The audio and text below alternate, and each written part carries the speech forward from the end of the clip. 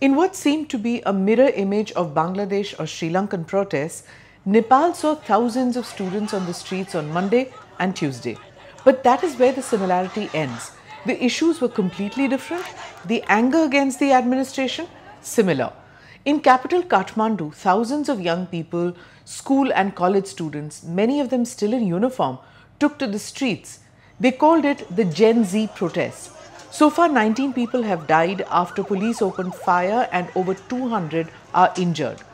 Who are the protesters? Why are they on the streets? Was it social media or was it corruption that had the youth livid?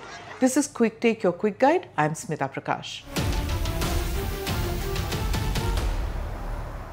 It began on Monday morning in Kathmandu's Maithighar, a protest site known for peaceful gatherings. What started as a march against corruption escalated when groups broke barricades and stormed the parliament.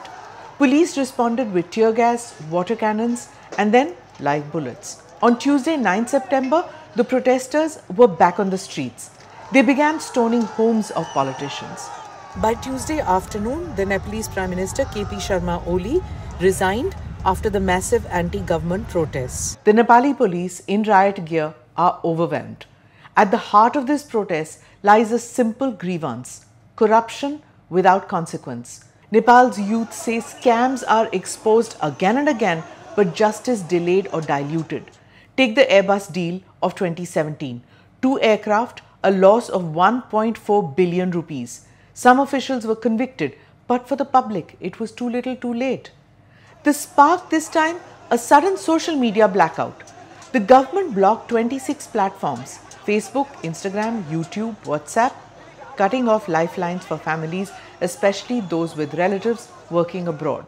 The only major platform left running was TikTok, owned by China's ByteDance, after it agreed to register with Nepal's government.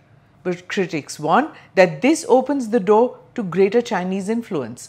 TikTok itself was briefly banned in 2023 for hate speech and cybercrime. Faced with anger on the streets and criticism at home and abroad, the government rolled back the ban. Apps are back, but the mistrust is not gone. Young Nepalis believe the government tried to silence them, and that attempt only deepened their fury. The frustration runs deeper.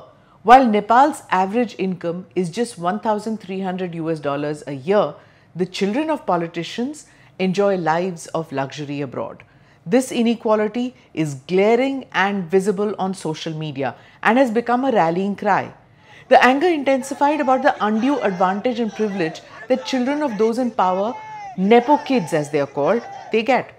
For several days before Monday's protest, hashtags like politicians, Nepo babies, Nepo kids, hashtag Nepo baby trended on TikTok, Reddit and some other social media platforms. Another point, Nepal's youth are watching their neighbors. In Sri Lanka, protests toppled a president. In Bangladesh, a youth movement forced a political change. Nepal's Gen Z believes they too can force accountability. But this unrest is not happening in isolation. The Indian subcontinent, or as some people call it South Asia today, is a battlefield for influence. The US and China are competing for leverage in Kathmandu, Colombo and in Dhaka. And yes, Islamabad and New Delhi too. Nepal's protests are not just about corruption. They're about who gets to shape the country's future. Does the Nepalese royalty have any role to play? Nepal abolished its 240-year-old monarchy in 2008, declaring itself a republic. King Gyanendra, the last monarch, was forced out after years of unrest and Maoist insurgency. Officially, the monarchy has no political role today. But nostalgia for the royal family remains, especially among the older generations who associate the monarchy with stability, order and national identity.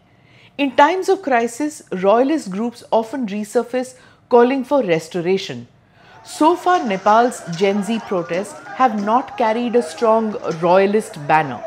Their anger is directed at corruption, inequality and political elites, not necessarily at the republic system itself. For India, the lesson is twofold. First, corruption and inequality are no longer domestic issues. They can destabilize entire nations.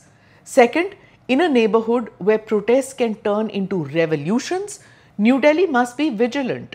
Nepal is not just a neighbor, it's a buffer, and instability there has always had consequences for India. Back in Kathmandu tonight, the curfew remains.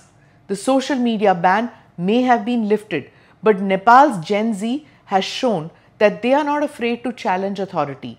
They want accountability, not just cosmetic fixes.